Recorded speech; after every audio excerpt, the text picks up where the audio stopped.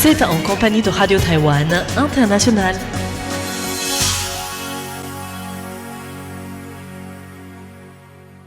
Bonjour à toutes et à tous, nous sommes le dimanche 26 mai et vous écoutez Radio Taïwan International. Surtout, ne changez rien, l'équipe est au complet pour vous présenter notre trio d'On en parle à Taïwan.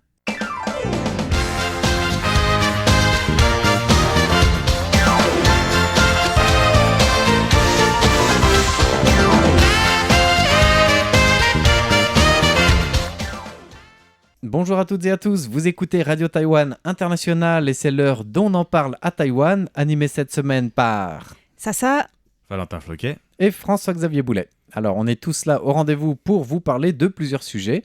Pour ma part, par exemple, je vais revenir sur l'affaire du fugitif de Chilong qui a un petit peu défrayé la chronique en début de semaine parce qu'on a mis presque 4 jours pour le retrouver.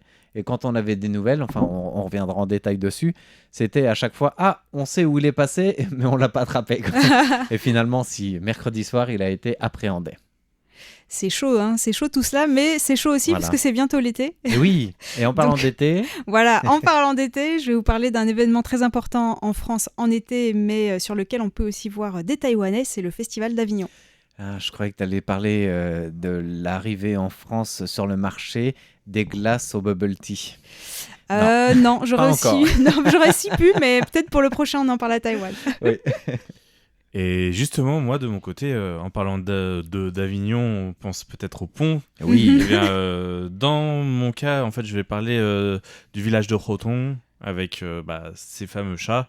Et nous allons parler un petit peu du nouveau bâtiment qui a été créé pour le bureau d'administration des chats et de l'autre côté, la rénovation du pont aux chats, qui est un pont dédié qui a été designé exprès pour pas que les chats puissent tomber parce que c'est un pont qui passe au-dessus des voies. Et ils ont fait un pont de fortune à côté, pareil, bien isolé pour pas que les chats tombent.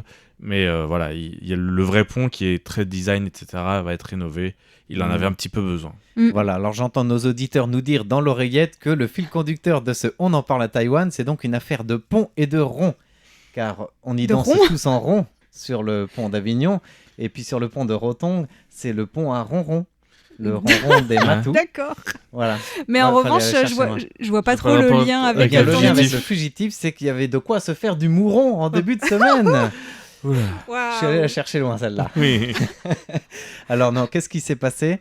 Eh bien, tout simplement, on a eu comme information qui a défrayé la chronique des alertes. Attention, un fugitif se balade. Un fugitif, c'est généralement quelqu'un qui n'est pas là pour se balader et pourtant qui s'est fait la malle.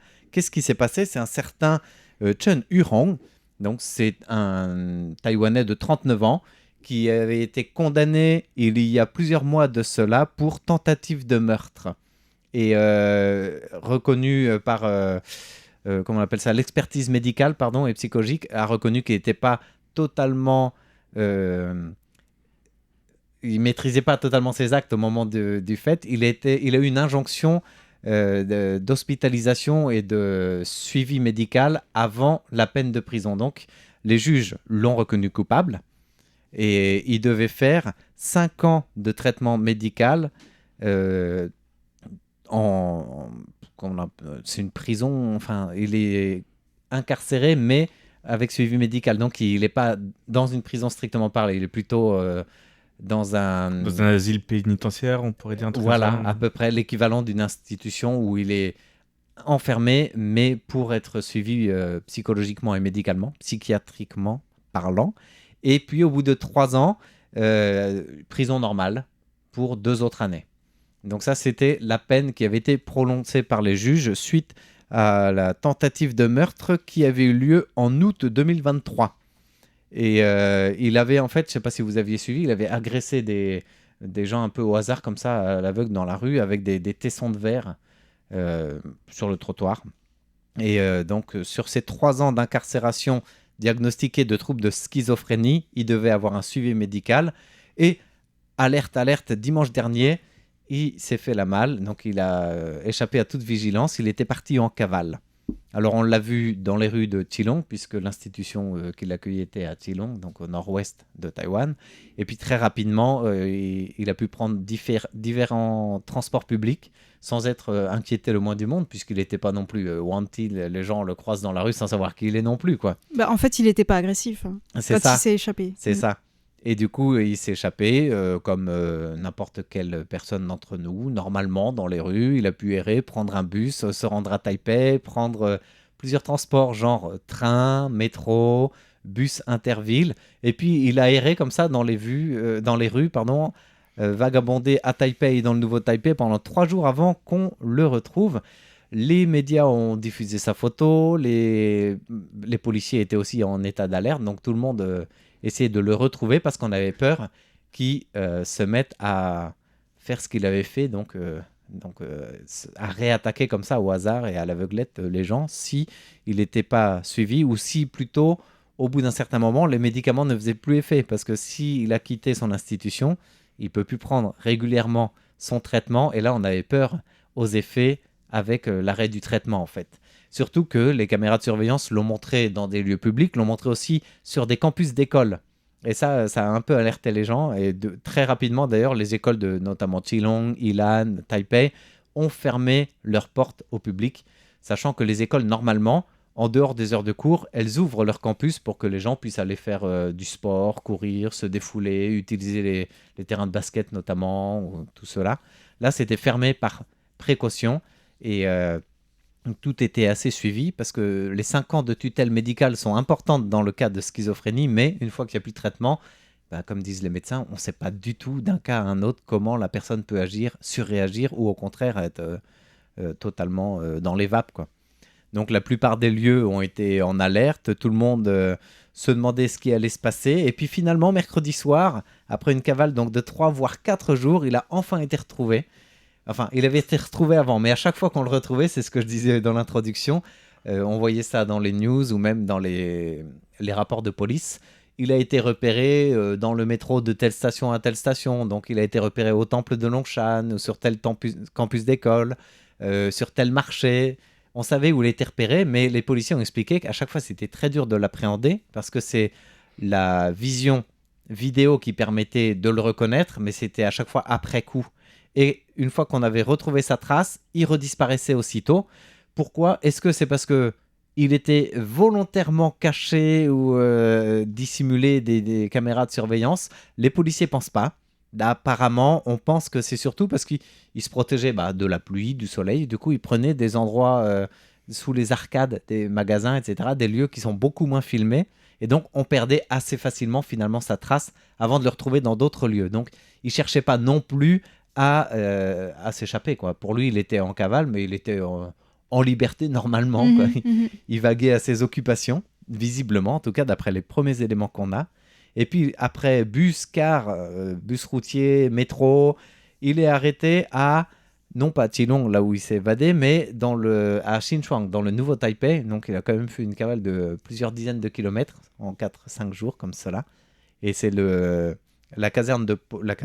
commissariat de police de Xinchuang dans le nouveau Taipei qui a annoncé pour l'avoir arrêté à l'entrée d'un immeuble résidentiel à la route qui s'appelle Shuangfeng, donc à Xinchuang. C'était à 19h30, à une heure qui est assez c'est assez populaire, enfin assez, comment on dit, il y a beaucoup de trafic, voilà, fréquenté, pardon.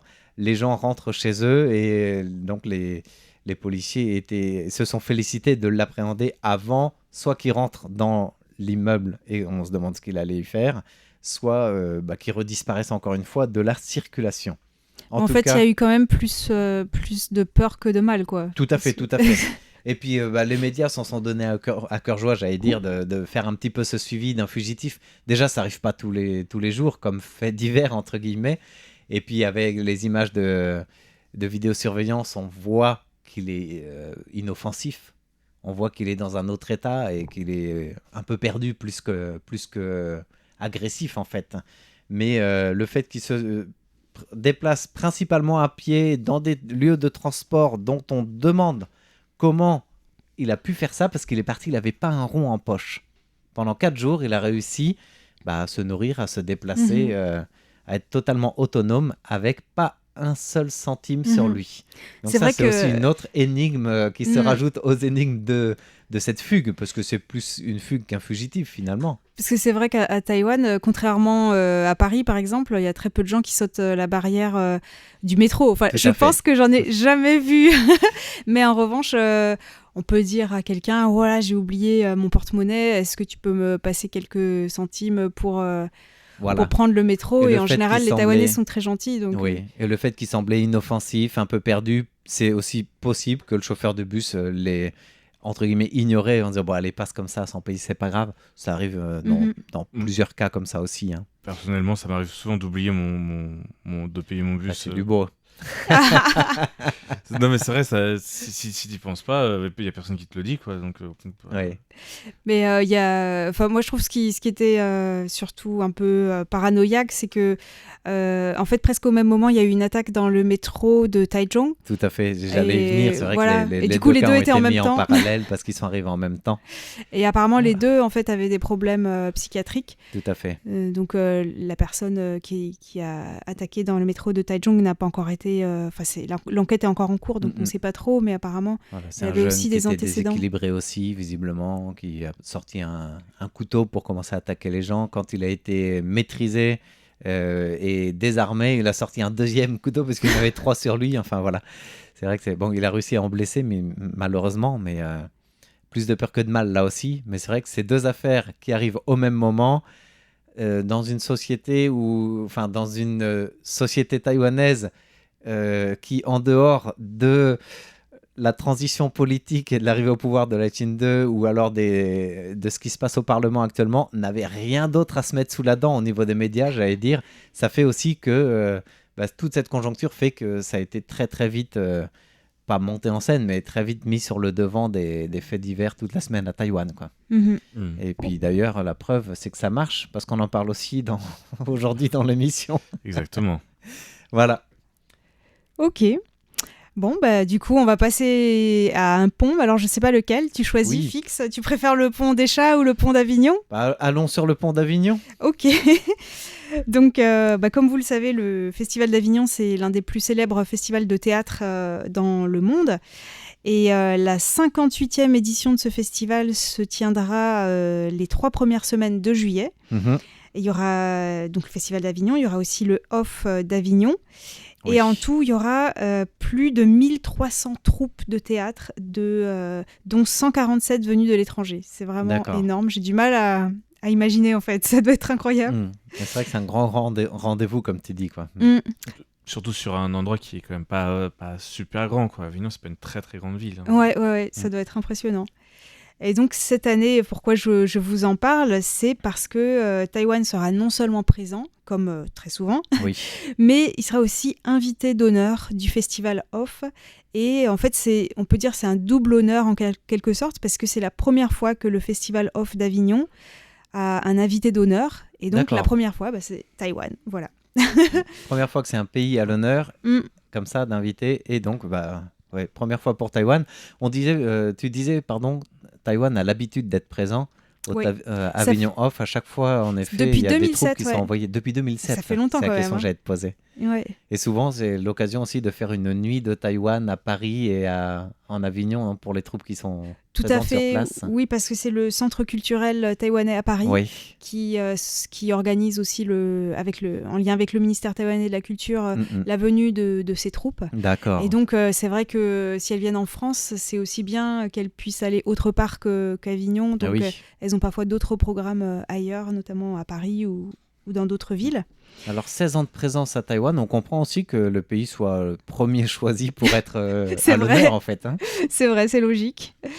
Et donc tout cela, ça a été annoncé lors d'une conférence de presse il y a quelques jours à la mi-mai, qui était organisée conjointement par le festival et le Centre culturel de Taïwan à Paris. D'accord. Donc le coprésident d'Avignon Festival et Companies, Harold David, a déclaré qu'associer un pays invité à chaque édition du festival sera une manière d'affirmer une ouverture sur le monde.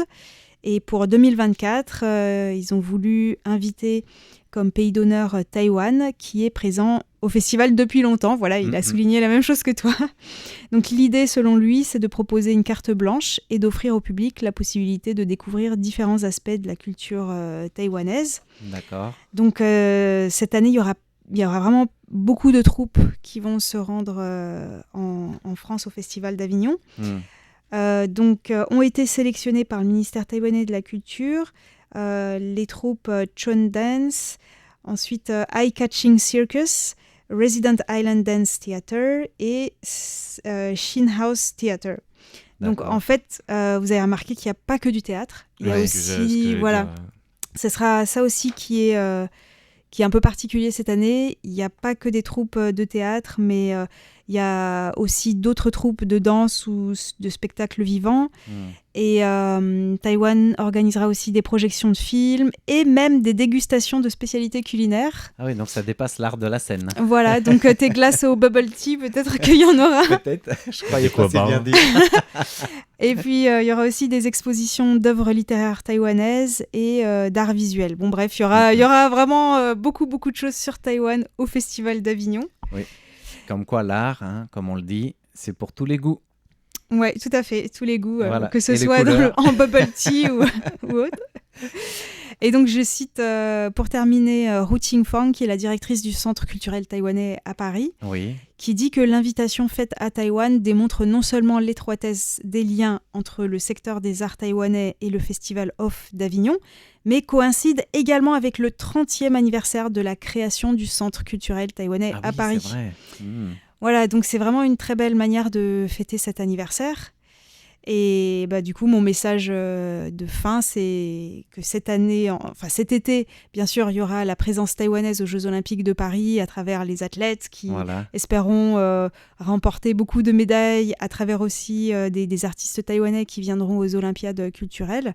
Ça, c'est plutôt fin juillet-août. Voilà, mais pour ceux qui sont dans le sud de la France et qui aiment le théâtre ou les arts, si vous avez envie de mieux connaître la culture taïwanaise ou d'aller à la rencontre de Taïwanais, le Festival d'Avignon, c'est une très bonne occasion. Puis il y a aussi plein d'autres spectacles dans ce cadre-là qui peuvent être très intéressants.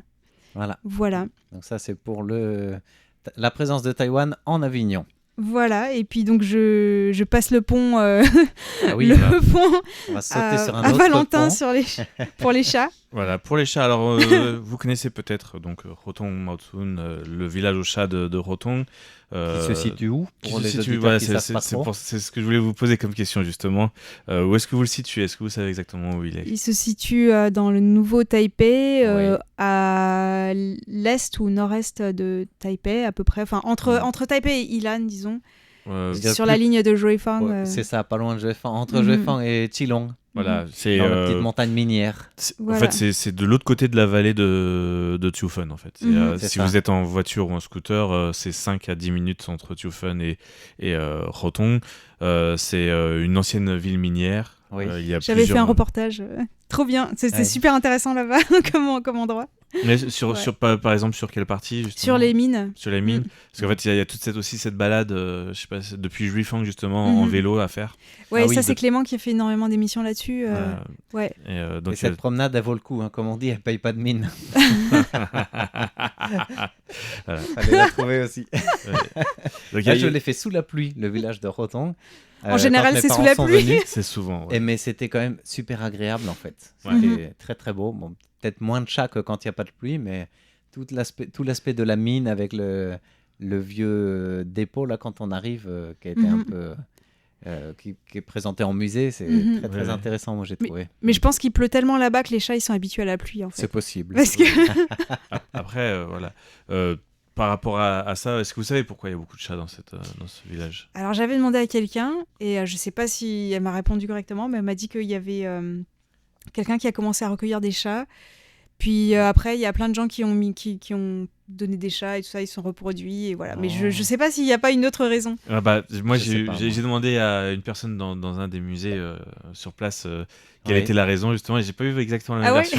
Ah, c'est intéressant, tiens. C'est parce qu'en fait, en général, dans la plupart des villages, il y avait des chats et des chiens. Mhm. Et donc, en général, ça se régulait un petit peu entre eux au niveau de la population. Oui. Quand il y a beaucoup de chats, beaucoup de chiens, ils se sentent pas aussi à l'aise pour grandir en groupe. Et donc, la plupart des villages, c'est assez équilibré. Et puis, bon, voilà, c'est aussi pas mal contrôlé par les villageois. Oui. Mais là, dans ce village, en fait, suite à l'abandon des mines, les habitants, les Les mineurs, mineurs. se sentaient un peu déboussolés et un peu tristes. Donc, les chats, en fait, ils ont commencé à vraiment s'occuper des chats. Il y en avait déjà beaucoup à l'époque. Et en fait, il n'y a pas eu de contrôle de la population avant, je crois, les années 70-80. Mhm. Et donc, entre les années 50 et 80, ça a été... Ça a pullulé, quoi. Voilà, il y a eu une énorme augmentation de la population. Parce qu'en plus, il n'y avait pas vraiment de chiens dans le coin. Mhm. Oui. Et donc, ça a vraiment aidé à ce qu'il y ait vraiment une énorme population de chats qui se développe. Et à partir des années 80, ils ont commencé à quand même à stériliser les mâles, je pense. Mhm. Mais du coup, ce village qui est connu aujourd'hui presque touristiquement comme une valeur ajoutée, ces chats, ça date de quand, ça, le fait d'exploiter l'image du chat pour en faire... Ça date de 1990. 1990 déjà. Voilà. On va là-bas pour les chats. On y va pour les chats, c'était pour D'accord. redynamiser. Donc justement, je crois que la fermeture de la dernière mine là-bas était dans les années 80. J'ai pas la date exacte là Ouais. avec moi, mais je dirais 85, 86 par là.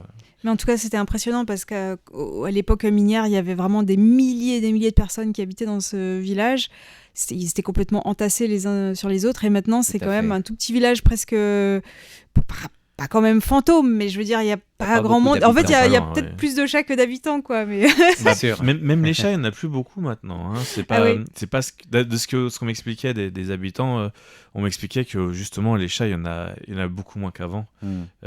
Et donc, à mon avis, dans les années 90, par là, ça devait être beaucoup plus folklorique, mais c'était beaucoup moins organisé. Donc, il n'y avait peut-être pas autant d'opportunités de croiser des chats. Mhm. Oui. Parce que là, tout est fait pour. Hein.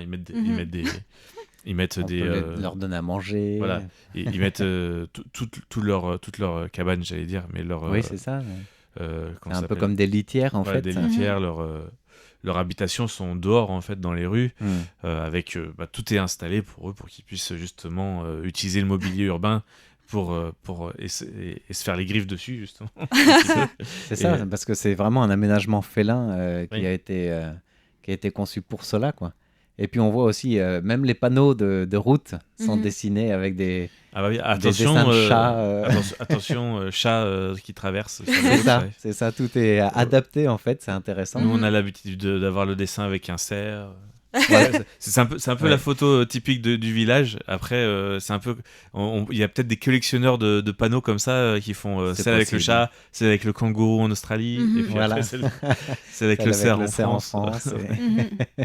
Et donc dans ce village, il y a aussi ils ont créé une administration des chats.